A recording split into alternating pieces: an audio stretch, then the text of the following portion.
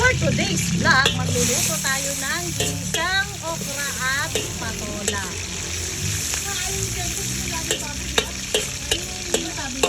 Yan. So, lumabas na ang amoy ng ating aroma ng sibuyas bawang. Maglagay na ako ng magic sarap. Magi, minamagic ko ang aking lutuin. Optional, kung gusto maglagay-lagay, kung ayaw naman, walang problema.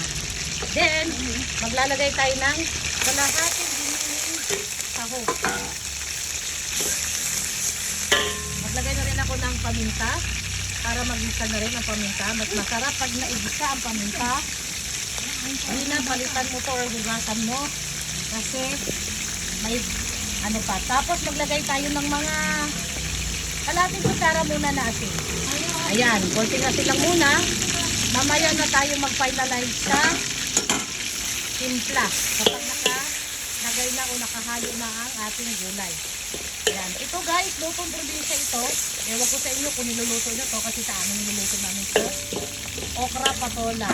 Actually, pwede rin lagyan ng ibang gulay tulad ng sitaw, kalabasa, kahit anong klaseng gulay. Ayan. Kasi ang gulay naman, wala namang recipe sa gulay. Basta pwedeng lutuin ng gulay kahit anong klaseng gulay. Pag halo-haloin, walang problema. Basta kung anong trip kung kainin ng gulay, hala, sige, igisa mo, ilaga mo. Sa isang kutsa lang muna natin ito ang ating karne. Mag-brown-brown ng konti para mas masarap. Bago natin ilagay ang okra na isang supot, 1 kilo siya mahigit. Yan, ganyan kadaming okra. Patola, 1 kilo. 2 tali ng talbos. Ayan. So, very healthy and delicious ang ating ulam ngayon. At ang pares nito ay pirito ng Philippine tuna ang pamare. Maglagay din tayo ng oyster sauce. Siguro mga 3 kutsara na oyster sauce. Ayan. So, ngayon haluin na natin. Dahil maganda na ang pagkatapusan ng ating karne, oras na para ilagay natin ang okra. Wala. Gina, tigaan mo ako ng kalamansi.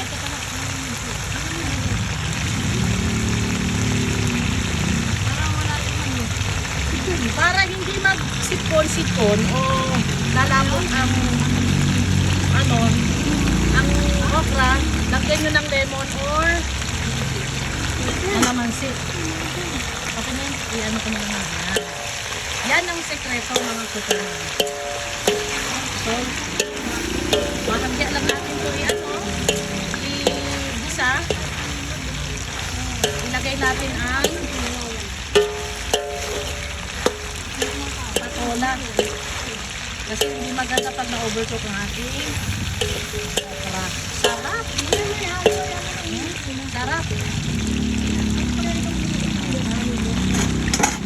Ang takip natin, anay chin. Medyo pa-hot-cook na ang ating okra. Ilagay na natin ang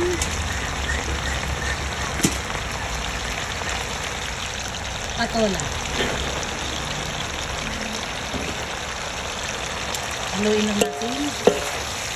Hindi na ako naglagay ng tubig guys kasi itong patola, tutubig itong patola. Kaya hindi ko naglagay. Subukan nyo ito magluto, ang sarap.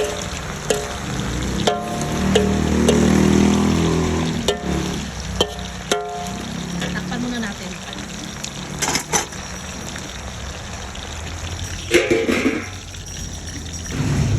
Ayan na, may first batch na tayo na luto na yellowfin tuna. 2 lang. Pugasan na. Ayan, ang sarap. Ang bango-bango, amoy fresh na fresh. Ito na. Ilalagay ko na ang dahon ng kamote. Or any dahon. At saka maglalagay ako ng sili para pampabango at pangdagdag sarap sa ating gulay. Lagay ko na.